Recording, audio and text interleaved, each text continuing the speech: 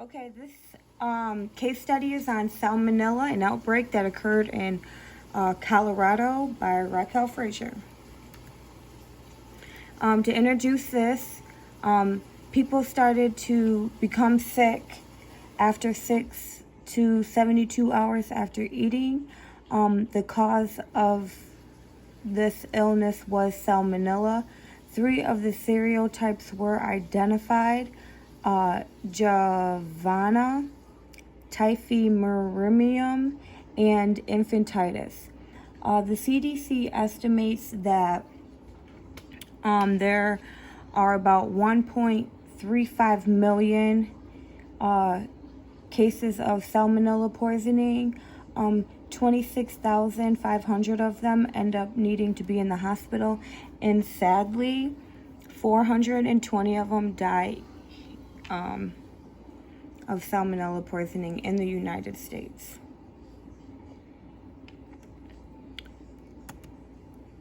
The outcome of this was there were several experiments that were ran to figure out exactly where the bacteria was coming from and what the bacteria was. It was discovered that some of the strains of Salmonella were multi-drug resistant. Even though most of the time, Salmonella does not require antibiotics. So Salmonella was discovered by an American scientist by the name of Daniel E. Salmon. There are 2 types of Salmonella: Salmonella typhi and Salmonella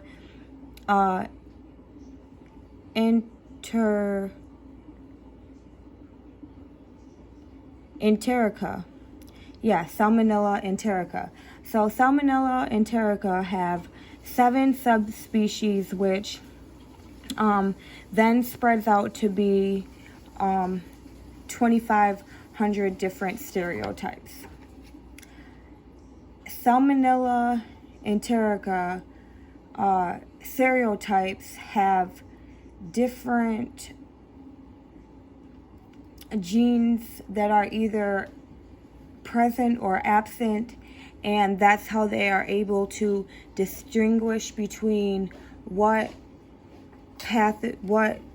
strain of Salmonella it is. These little hairy things on the Salmonella are O and H antigens, and that's basically how they're able to tell which Salmonella it is.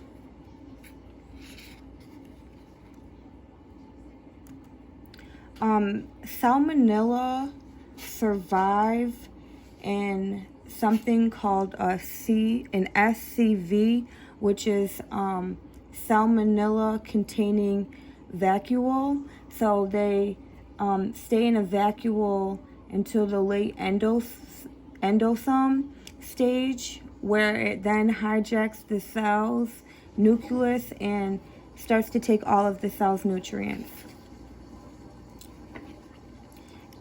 Animals are the most common reservoir, but it can also spread from person to person. Like birds carry Salmonella, like chickens and ducks, and other animals do too. But it's also common amongst reptiles to be carrying the Salmonella bacteria.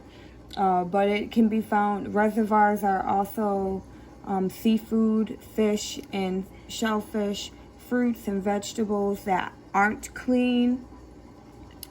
And yeah, people can give it to other people by not washing their hands after changing a diaper or using the bathroom or handling food. Let's see, Salmonella is found all over the world. Salmonella is not isolated to a specific area. It's not more common in one place over another. Salmonella is one of 4 key causes of diarrheal diseases.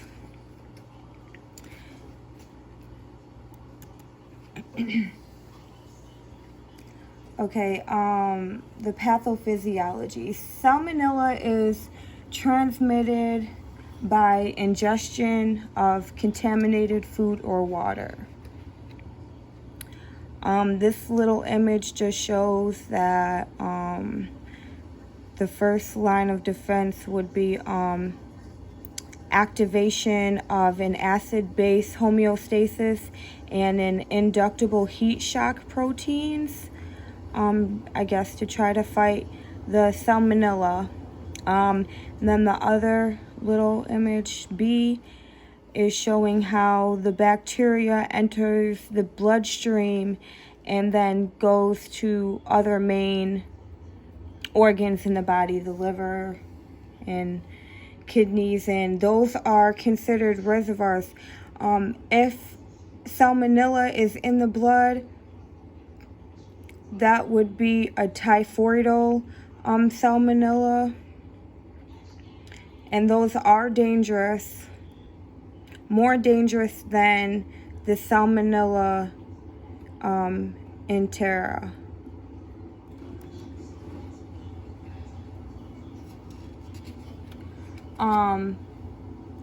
The incubation period of salmonella ranges from several hours to 2 days. Usually the symptoms of salmonella pass within a couple of days, and hospitalization is not needed. If hospitalization is needed, it is probably because the person had a poor immune system, they were young like a baby, or elderly. Those are the ones who are at higher of risk of needing to go to the hospital.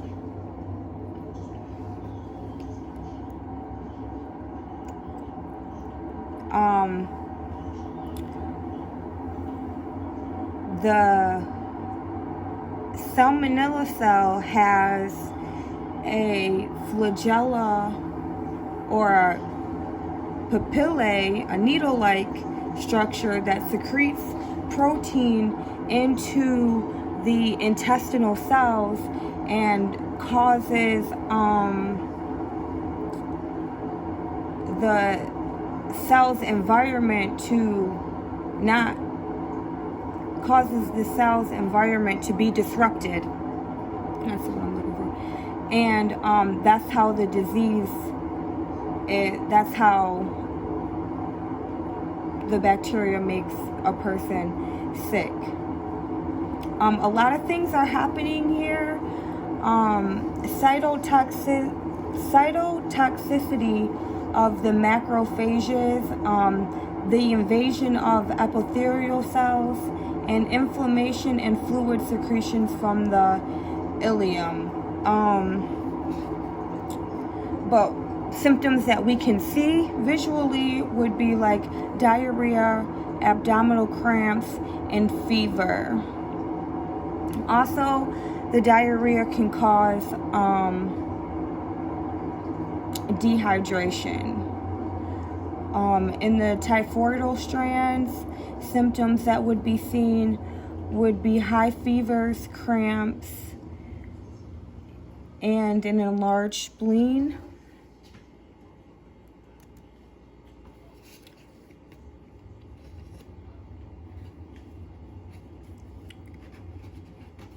So yeah, salmonella is transmitted orally and travels throughout the GI tract. This ID50 was done with mice, and those are the results of that.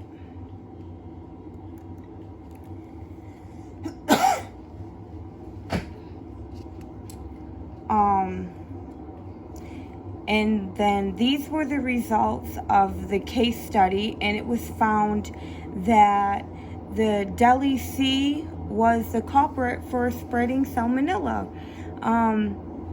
Delhi Sea had a risk rate of 1.01, and the rest were all below 1.1. So based on the results, yeah, it was Deli C. Here is another case study that was done in Colorado, and for 2 years they collected samples of ground beef from distributors, and they were able to detect where the salmonella was coming from in this case. And because it was a 2-year long thing, they were able to quickly fix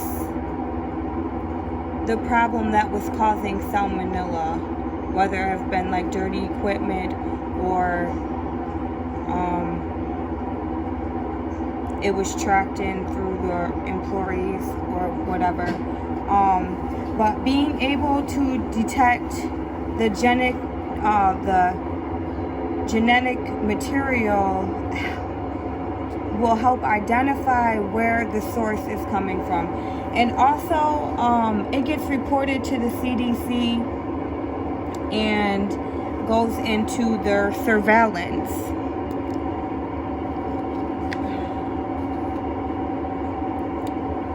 And this is just another experiment that was done, and this shows that the salmonella rate was going up over the years, and the salmonella was being resistant to the antibiotics that they were trying to use to stop the infection.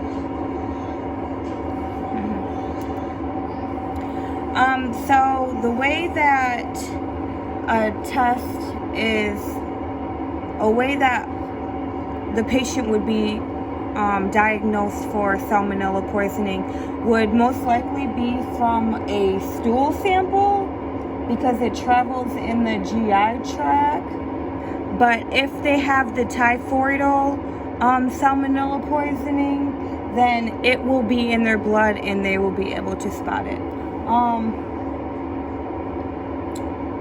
They use the ELISA test assay to also run tests to see if salmonella is present. The test uses a solid phase enzyme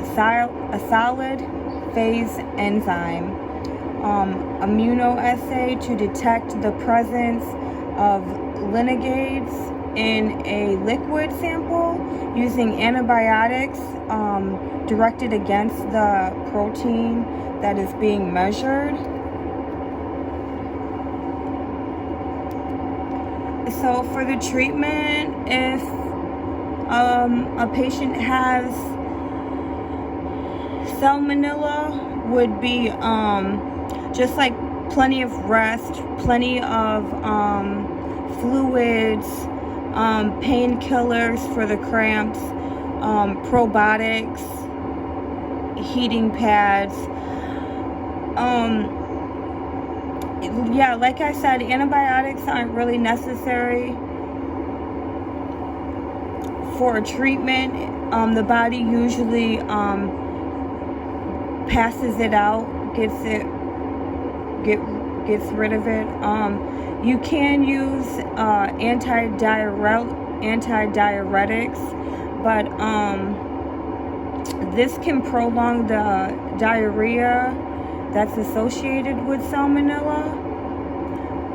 If salmonella happens to enter the bloodstream, then treatment with antibiotics would be required. And I have listed the antibiotics that they would use, and I have the antibiotics that they would use for backup if those ones did not work, because antibiotics have been abused over the past 20 years, so they don't work as well as they first did.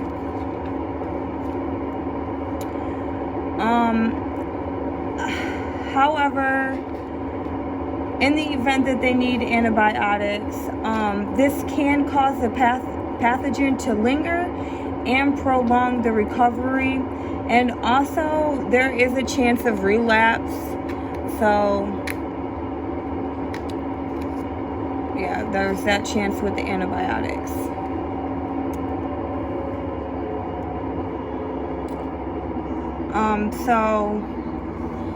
Yeah, there was an experiment done on mice to see the effects that salmonella could have if it entered the bloodstream and bypassed the barrier level of the brain, the barrier layer of the brain, and get into the brain cells. It showed that there were abnormalities in the characteristics of the mouse, and they just tried out different antibiotics, and that's when they actually discovered that there could be a relapse with the use of the antibiotics. So they're still working on this. It's all new.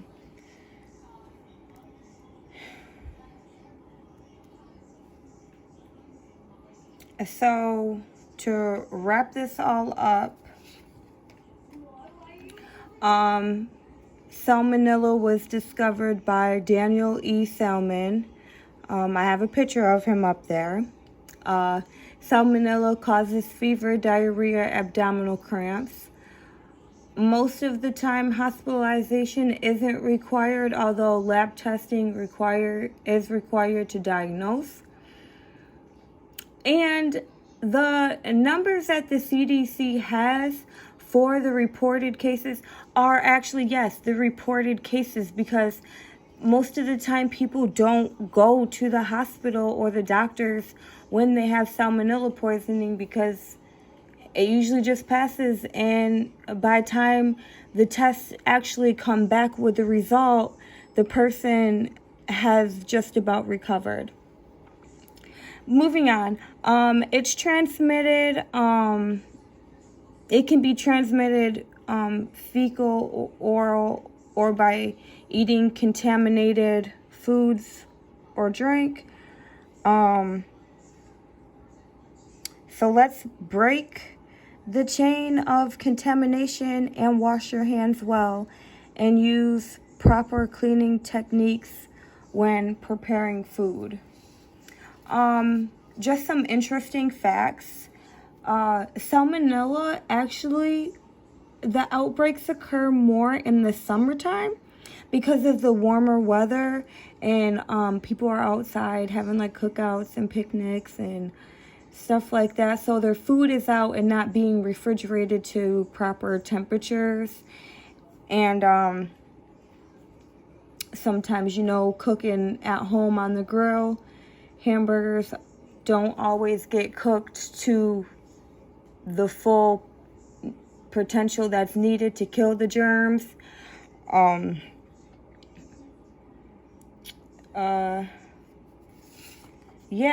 then another interesting fact about Salmonella typhoid,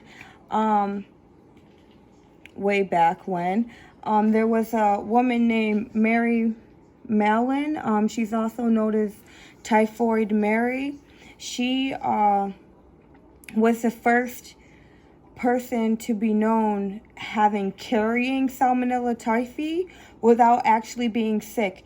So she was not showing any symptoms, scary, like how the people are now with the corona, and getting people sick. But she wasn't getting sick because she just was carrying the typhoid and spreading it to other people. And just because you get rid of salmonella, like you're not feeling any of the symptoms anymore, you can still spread it. It can still be spread up to 12 months. So yeah, it's just best if we wash our hands 20 seconds, sing a song, rinse, dry, move on. And keep all of our areas clean that we cook in. And yeah, I think that's it. Thanks for watching.